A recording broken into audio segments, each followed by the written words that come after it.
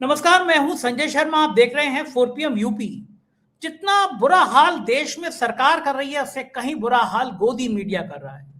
दिन दिन भर मजाक तोड़ दी गई, बुलडोजर से मस्जिद हटा दी गई, दरगाह हटा दी गई, दिन भर ये खबरें चल रही हैं।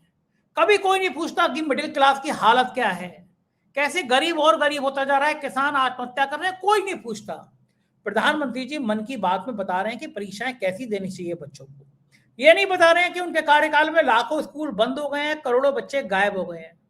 दैनिक भास्कर के राजनीतिक संपादक केपी मलिक से मैंने इन्हीं जलते हुए ज्वलंत मुद्दों पर बातचीत की। आपसे रिक्वेस्ट है, 4PM यूपी को सब्सक्राइब करिए, दिल को थाम कर केपी मलिक की बातें सुनिए। चलते हैं उनके पास। 4PM न्यूज नेटवर्क में बहुत बहुत स्वागत है केपी मलिक साहब, आपका अभिनंदन। धन्यवाद संजय जी, आपका और आपके दर्शकों का भी। मलिक साहब, परीक्षा पर चर्चा करा रहे हैं हमारे माननीय प्रधानमंत्री जी। बच्चों को ज्ञान दे रहे हैं, परीक्षा कैसी होनी चाहिए, परीक्षा कैसे देनी चाहिए। पूरा फोकस है परीक्षा कैसे देनी चाहिए। और मैं जो आंकड़े देख रहा था उसमें है कि हजारों स्कूल, सरकारी आंकड़े, अगर गैर सरकारी आंकड़े मानेंगे तो लाखों स्कूल बंद हो गए हैं, करोड़ों बच्चे स्कूल से गायब हो गए हैं। इस पे सरकार की ओर ध्यान किसी का नहीं जाता। स्कूल बंद हो रहे हैं, शराब की दुकानें खुल रही हैं। स्कूल कॉलेजों से पढ़ के जो बच्चे निकले हैं उनको नौकरियां मिल नहीं रही। आजादी के बाद से देश का इतना बुरा हाल कभी बेरोजगारी का रहा नहीं। सरकार के मंत्रियां अमेरिका की फाइलों पे तैथैया ताथैया डांस कर रहे हैं, उस पर हम आगे चर्चा करेंगे। लेकिन मलिक साहब, ऐसी चर्चा का फायदा क्या? अब तो मन की बात भारतीय जनता पार्टी के नेता भी नहीं सुनते। प्रधानमंत्री के भाषण, एक रिपोर्ट आई थी, उसमें इतने उबाऊ हो गए हैं कि अब कहना पड़ रहा है कि फोटो भेजो मन की बात सुनते हुए। तो लोग फोटो डाल रहे हैं लेकिन आवाज बंद कर देते हैं, केवल देखते रहते हैं। टीवी के सामने फोटो आ जाता है, प्रधानमंत्री खुश हो जाते हैं, हमें देख रहे हैं। लेकिन जो ताजा आंकड़ा रिपोर्ट बता रही है उसमें मन की बात सुनने वालों की संख्या बहुत बुरी तरह घटी है, क्योंकि लोग समझ गए हैं कि ये मन की बात नहीं है, मन को दुख पहुंचाने वाली बातें हो रही हैं। मध्यम वर्ग की कमर टूट गई है। और मैं वित्त मंत्री का बयान पढ़ रहा था, उस बयान पे मैं आगे भी चर्चा करूंगा कि मध्यम वर्ग का नुकसान। लेकिन फिलहाल ये कि ये जो करोड़ों बच्चे स्कूल से गायब है, लाखों बच्चे स्कूल बंद हो गए हैं, और उस पर फिर ये ज्ञान, क्या लगता है आपको, क्या संकेत देता है ये ज्ञान? देखिए संजय जी, अगर आप पूरी कार्य प्रणाली को भारतीय जनता पार्टी की देखें, पिछले 11-12 साल हो गए इस सरकार को बने हुए, तो हमें लगता है कि ये एक षड्यंत्र है। और ये शायद अमेरिका षड्यंत्र चला रहा है, क्योंकि आज दिल्ली में जोरों शोरों से चर्चा ये चल रही है कि नोटबंदी भी अमेरिका के इशारे पे हुई थी।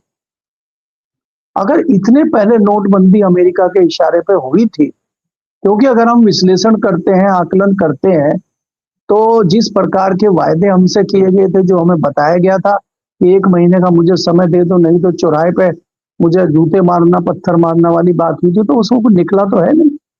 आज भी आप कह रहे हैं कि नकली नोटों की तादाद बहुत ज्यादा है भारत में, तो आपने जो शगुफे छोड़े थे, आपने जुमलेबाजी की थी, उसका तो रिजल्ट कहीं कुछ हुआ नहीं।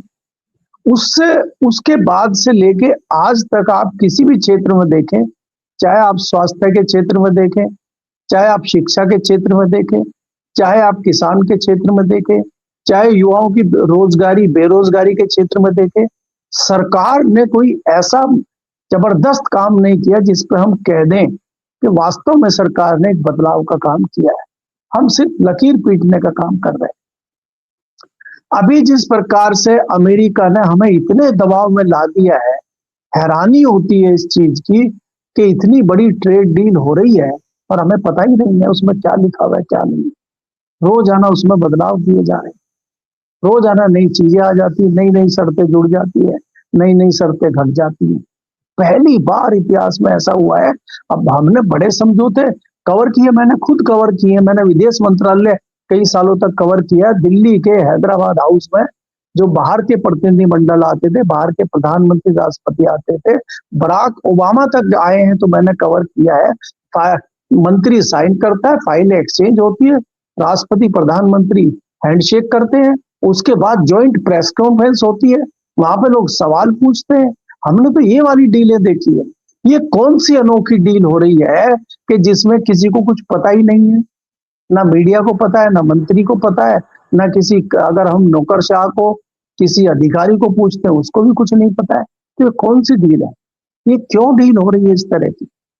उसके बाद अगर आप देखते हैं कि हरदीप पुरी का जिस तरह से बिहेवियर है, हरदीप पुरी का नाम ये कह रहे हैं कि लगभग 400 मेल हैं, स्टीम फाइल जो है उसमें 400 मेल हैं जिनका आदान प्रदान हुआ है, लोग पढ़ ही नहीं रहे हैं। 400 बार नाम आया हरदीप पुरी जी का, जो मेल है उन मेलों को कोई पढ़ ही नहीं रहा, नई नई चीज निकल के आती है। उसमें आज एक नया खुलासा ये हुआ है कि हरदीप पुरी ने तो उसको एक अपनी किताब भी भेंट की थी और समय मांगा था मिलने का, बाकायदा समय मिलने का दिया गया। और आप ये देखिए संजय जी कि इतना सब कुछ होने के बाद में भी प्रधानमंत्री मोदी हरदीप पुरी को नहीं हटा रहे हैं। आप ये देखिए, आप अगर नजर घुमाएंगे भारतीय जनता पार्टी में कितने सारे काबिल लोग हैं जो मंत्री बन सकते हैं, बने भी थे। आप पहले या दूसरे चंक में देखिए, आप अगर देखें कई सारे ऐसे युवा मंत्री हैं। अनुराग ठाकुर को किसने हटा दिया गया? 5 बार का सांसद है, बढ़िया बोलता है, उसका क्या दोष था? रविशंकर जी हटा दिए गए। एक उससे पहले जो हमारे प्रवक्ता थे, महाराष्ट्र से आते थे, उनको ये कह के हटा दिया गया कि उन्होंने जीन्स पहन ली थी, प्रकाश जावड़ेकर, तो वो हटा दिए गए। कहाँ चले गए? तो उनको हटा दिया गया और आप हरदीप पुरी को नहीं हटा रहे। और चाहे रविशंकर हो चाहे दूसरे लोग हो जिनको मंत्री पद से हटाया है, वो 10-10, 20-20 साल से भारतीय जनता पार्टी में है। हरदीप पुरी जी 14 में आए हैं पार्टी में, 17 में मंत्री बन गए। 2 मंत्रालय महत्वपूर्ण उनके पास थे। अभी भी सबसे महत्वपूर्ण मंत्रालय पेट्रोलियम उनके पास है। पेट्रोल की डील हो रही है वेनेजुएला से, और मंत्री हरदीप पुरी जी हैं। और हरदीप पुरी जी के कनेक्शन है एप्स्टीन फाइल से और अमेरिका से, और हम लोग कान में तेल डाल के सो रहे हैं। तो इसको समझने की आवश्यकता है।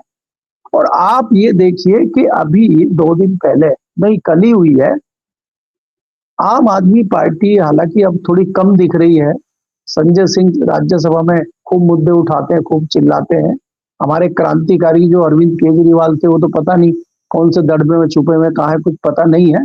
लेकिन हमारे एक पत्रकार मित्र हैं अनुराग ढांडा, जो प्रवक्ता बने हुए आजकल आम आदमी पार्टी के, क्या जबरदस्त प्रेस कॉन्फ्रेंस उन्होंने की है और नए नए तथ्य हरदीप पुरी जी के निकाल के उन्होंने बताया। पहली बार मुझे लगा कि कोई जबरदस्त तथ्य हरदीप पुरी जी के दिए और कई सवाल उन्होंने खड़े कर दिए। उन्होंने ये कहा कि भाई कोई पत्रकार अगर सवाल पूछता है आप उसको जेल भेज देते हो, नोटिस दे देते हो। कोई अगर विपक्ष पूछता है तो उस पर आप, राहुल गांधी अगर सवाल पूछ रहा है सदन में, उसको कह रहे हैं डॉक्टर निशिकांत दुबे जी जो क्रांतिकारी विद्वान है भाजपा के, वो कह रहे हैं कि परमानेंट इनकी सदस्यता जानी चाहिए। अच्छा भाई, सवाल पूछ रहे हैं, सवाल खड़े कर रहे हैं हाउस में, तो इनकी सदस्यता जानी चाहिए। और आपके जो हरदीप पुरी जी हैं, आपके जो दूसरे लोग हैं, उनकी सदस्यता बिल्कुल नहीं जानी चाहिए। अरे भाई, मैं कह रहा हूँ तत्काल राहुल गांधी की सदस्यता हटाइए और जो पत्रकार दूसरे लोग सवाल पूछ रहे हैं उनको तुरंत जेल भेजिए। लेकिन इनका हरदीप पुरी जी का भी तो कुछ करिए। ऐसा नहीं भाई, ऐसा थोड़े आपके एक तरफ करेंगे दूसरी तरफ नहीं करेंगे। आपकी सिद्धांतवादी पार्टी है, सैद्धांतिक पार्टी है, नैतिकतावादी पार्टी है, तो ये भी तो करिए। वाजपेयी जी ने 1 वोट को लेने से मना कर दिया था, अपनी सरकार को धराशायी करा लिया था, कहा था मैं चिमटे से नहीं छूंगा। अडवाणी जी का नाम हवाला कांड में आया था, उन्होंने तत्काल इस्तीफा दे दिया था। संजय जी, एक घटना मैं आपको बताता हूं कि एक बार जब ये कोई डील हुई थी, वाजपेयी जी की सरकार थी और कोई शायद परमाणु डील हुई थी, सोमनाथ चटर्जी और हाँ, न्यूक्लियर डील हुई थी। सोमनाथ चटर्जी और एक और दूसरे 2 सदस्य वाजपेयी जी के साथ गए कि हमारी, हाँ नहीं, जब इराक का युद्ध चल रहा था और वहां के जो अमेरिका के जो फाइटर जेट थे वो इंडिया से तेल भरवाते थे उनमें, तो उन्होंने, लेफ्ट वालों ने और इन्होंने विरोध किया था उसका। 2 नेता थे, दूसरे नेता का मुझे ध्यान नहीं आ रहा, वाजपेयी जी के पास गए कि ये गलत हो रहा है, इंडिया पेट्रोल क्यों भरवा रहा है, उनके तेल क्यों भरवा रहा है, ईंधन क्यों भरवा रहा है। तो वाजपेयी जी ने कहा भरवा रहा है तो हाउस में उठाओ, मुझे क्या बता रहे हो। उन्होंने अगले दिन हाउस में उठाया और वाजपेयी जी ने हाउस में ही खड़े होकर जवाब दे दिया कि भारत अमेरिका के जो फाइटर प्लेन है उनको ईंधन नहीं देगा, सीधा। आज क्या हुआ? आज के प्रधानमंत्री जी क्या कर रहे हैं? वो तो ईंधन के साथ और कुछ भी दे रहे हैं। तो आपको ये समझना होगा कि हम क्या कर रहे हैं, किसके इशारे पे कर रहे हैं, क्या कर रहे हैं। कहीं ऐसा तो नहीं है संजय जी के हरदीप पुरी जी खाली ट्रेलर हो, अभी कुछ मामला और भी हो। क्योंकि आपको ये देखना होगा कि पिछले पिछले 5-6 दिन से जो हम दिल्ली में एक सनसनाहट देख रहे हैं, दिखाई नहीं दे रहे हैं। कल हमने चर्चा भी की थी कि चाणक्य जी कहाँ गायब है, रक्षा मंत्री जी क्या कर रहे हैं, आप पूछ रहे हैं अमित शाह कॉमर्स कहाँ मिनिस्टर गायब है? कहाँ है, ये लोग कहाँ चले गए हैं, क्या हो रहा है? प्रधानमंत्री जी क्यों नहीं बोल रहे हैं? प्रधानमंत्री तो मौन मौन प्रधानमंत्री बताते थे मनमोहन सिंह को, मौन मोहन बताते थे उनको। प्रधान आज के मोदी जी की मुझे लग रहा है सबसे बड़ी ताकत यही है कि वो कुछ बोलते ही नहीं है जहां बोलना चाहिए, और जहां नहीं बोलना चाहिए वहां वो जो है पढ़ के बहुत सारा बोलते हैं, और बीच में जब वो बंद हो जाता है व्यू फाइंडर, फिर वो कुछ बोल ही नहीं पाते हैं।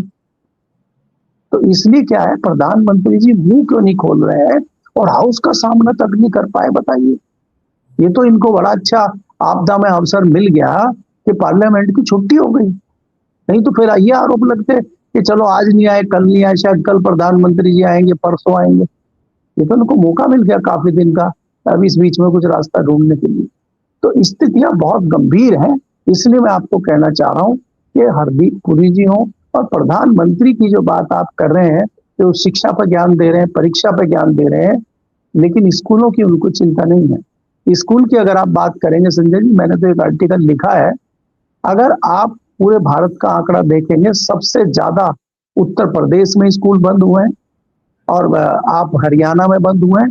टोटल 2025 तक का अगर हम आंकड़ा देखते हैं तो करीब 82,000 स्कूल कंप्लीट बंद हो चुके हैं, और ऊपर से तुर्रा ये दिया गया है कि भाई उनमें जो है संख्या कम थी, कहीं 2 बच्चे थे, कहीं 10 बच्चे थे, उनको हमने दूसरे स्कूलों में मर्ज कर दिया है। आपने फॉर्मूला निकाल दिया कि 50 बच्चे से कम अगर किसी स्कूल में है, अगर 49 है, 45 बच्चे हैं, तो आप तत्काल स्कूल बंद कर देंगे। ये बच्चे कहाँ जाएंगे? अगर 40 बच्चे हैं किसी स्कूल में तो 40 कहाँ जाएंगे? बोला ये डीपीएस में जाएंगे, ये नए अमेरिकन स्कूल खुल रहे हैं उनमें जाएंगे सब, और सब जो है अपनी जमीनें बेच के स्कूल वालों को दे देंगे, और जब ये स्कूल से डिग्री लेके बाहर निकलेंगे तब ये बेरोजगार घूमेंगे सड़क पे, या मंदिर में घंटा बजाएंगे। मंदिर में तो घंटे बड़े वाले लगवा ही रहे हैं ना हम लोग, ऊंचे ऊंचे मंदिर बन रहे हैं, भव्य मंदिर बन रहे हैं, भव्य घंटे लग रहे हैं उनमें, तो घंटा बजाइए।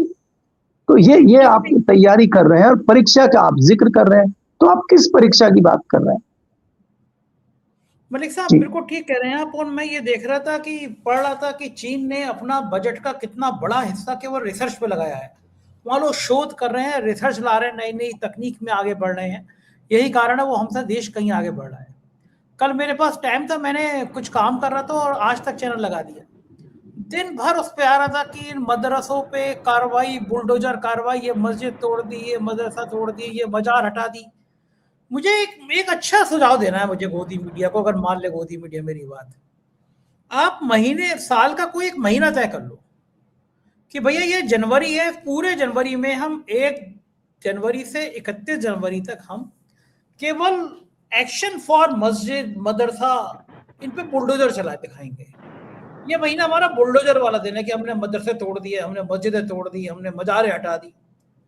बाकी 11 महीने तो कम से कम इस बात की बात कर लो कि देश के स्कूल क्यों बंद हो गए, देश की हेल्थ सिस्टम ऐसा क्यों हो गया कि मोमबत्ती की रोशनी में ऑपरेशन करने पड़ रहे हैं। इस बात पे चर्चा कर लो। 11 महीने के मध्यम वर्ग की कमर टूट गई है। महंगाई का ये आलम है कि महीने में 5 बार आदमी सुसाइड करने की सोच रहा है। अगर बच्चे घर में ना हो, यानी कितने लोग आत्महत्या कर लें। सोना कर्जे पे रख रख के आदमी जिंदगी चला रहा है। बैंकों के एनपीए बढ़ रहे हैं। इन पे 11 महीने चर्चा कर लो। हमारे यहाँ चीन पे शोध काम हो रहा है, हमारे यहाँ दिन भर मस्जिद पे, मदरसों पे, मजारों पे बुलडोजर कितने चल गए इस पे काम हो रहा है। लखनऊ में केजीएमयू की मजार हटाना राष्ट्रीय चिंता का विषय बन गया है।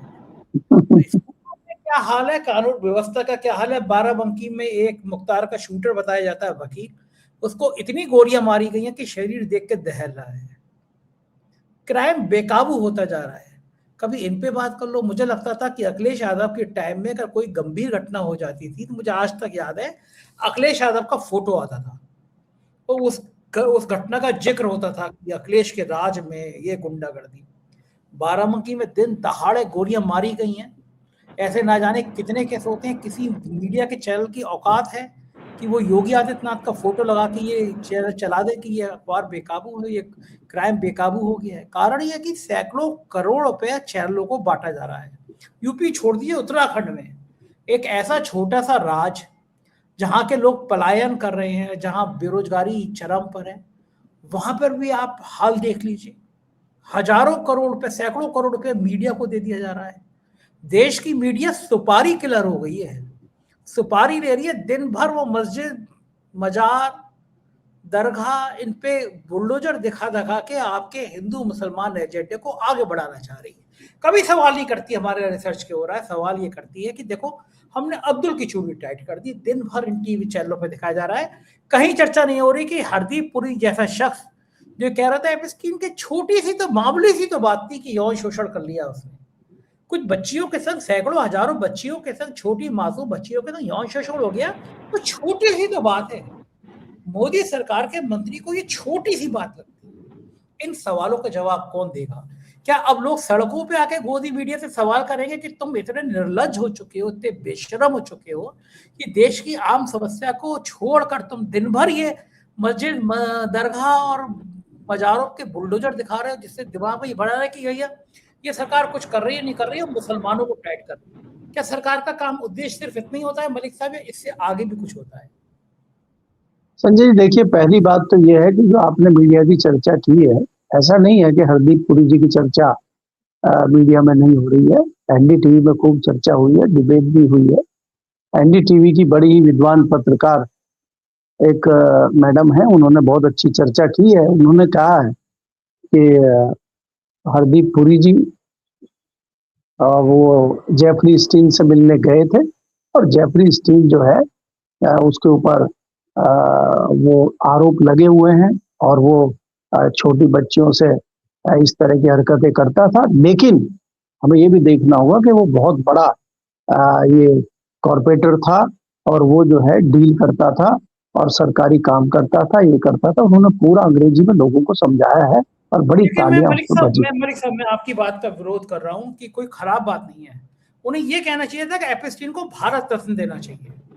इतना महान आदमी हरदीप पुरी से बुला रहा है चाय पे, कितना बड़ा सम्मान बढ़ा रहा है। आप सोचिए, नहीं कहा उन्होंने, उनकी तारीफ में ही तो कसीदे पढ़े हैं। जी जी, उसकी तारीफ में कसीदे पढ़े हैं उन्होंने यही जस्टिफाई करने की कोशिश की है कि हरदीप पुरी जी जो मिले हैं वो इतने बुरे भी आदमी नहीं थे। ठीक है, उन्होंने इस तरह की हरकतें की हैं कि नाबालिग बच्चियों से उन्होंने रेप किया उनके साथ और उनको किया। हाँ, वो कोई बड़ी बात नहीं है। लेकिन इसके अलावा वो जो डील करते थे, विदेशियों को मिलवाते थे, डीलें करवाते थे, दो देशों को आपस में बुला कर बिठा के दोनों के बिजनेस सेट करवाते थे, ये भी तो महान कार्य कर रहे थे। और इसी कार्य के लिए तो हरदीप पुरी जी उनसे मिले थे। उनका कहने का मतलब यही था। दूसरी बात ये है ना संजय जी, जो आप चैनलों की बात कर रहे हैं, 10-12 साल से अगर एक दशक का हम आंकड़ा ले लें, मुझे याद नहीं आता कि किसी चैनल ने कोई स्टिंग ऑपरेशन किया हो, कोई ऐसी एक रिपोर्ट बनाई हो जो देश में सबसे ज्यादा दिक्कत का विषय हो, परेशानी का विषय हो। पहले हम देखते थे, हमने तो जर्नलिज्म किया है, देखा है, खटा पीटे हैं, सब कुछ करे हैं, अपना शरीर खराब कर लिया है।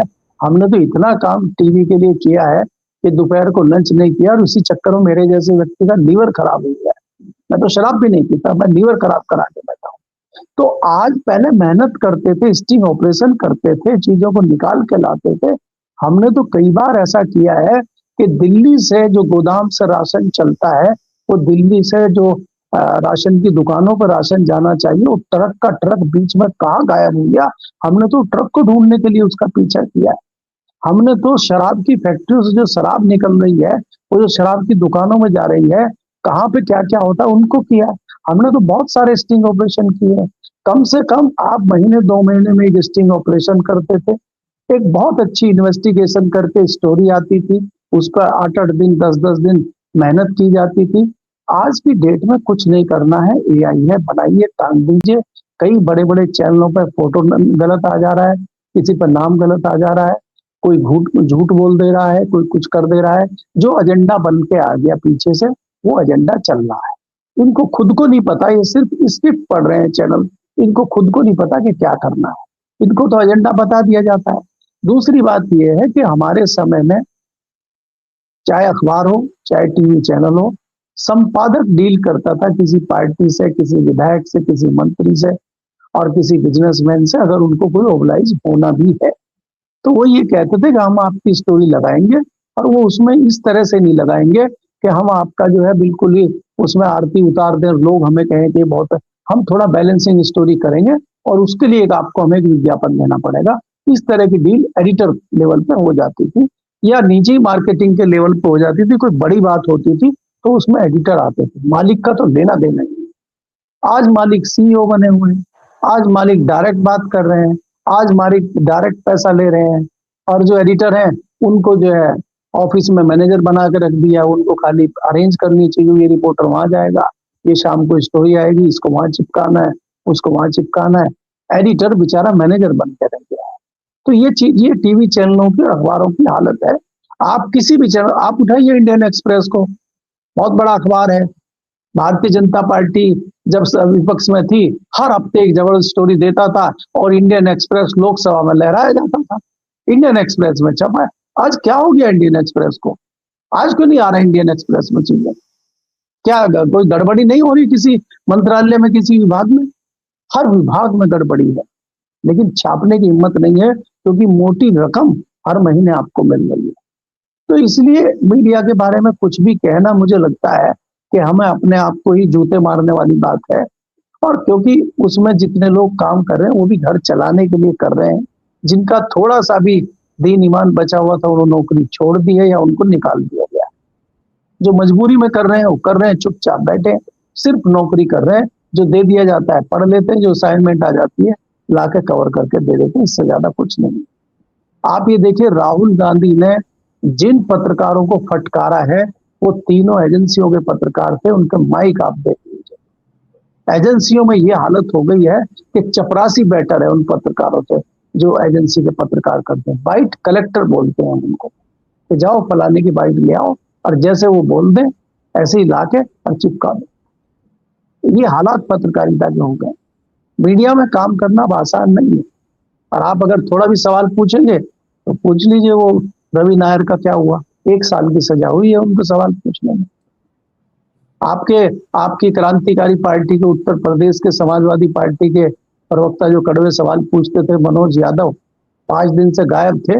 आज उनको एफआईआर करके जेल भेज दिया गया। कह रहे इन्होंने किसी दलित की लड़की को छेड़ दिया था, क्योंकि वो जो सेंगर साहब है एमएलए, उन्होंने तो छेड़ा नहीं था लड़की को, मनोज यादव ने छेड़ा है। अब इनको जेल भेज दिया है क्योंकि ये सवाल पूछ रहे हैं। तो अब आप ये चीजें चल रही हो तो वहां क्या आशा संजय जी आप कर सकते हैं? जी बिल्कुल ठीक कह रहे हैं। बहुत बुरा हाल, अंधेर नगरी, चौपट राजा, टका शेर बाजी, टका शेर खाजा। बहुत बहुत शुक्रिया मलिक साहब, आपने समय दिया, मुझे बातचीत की। Thank you. ये देखिए केपी मलिक जी, पूरी बातचीत आपने सुनी। कैसी लगी बातचीत बताइएगा जरूर। शुक्रिया, थैंक यू।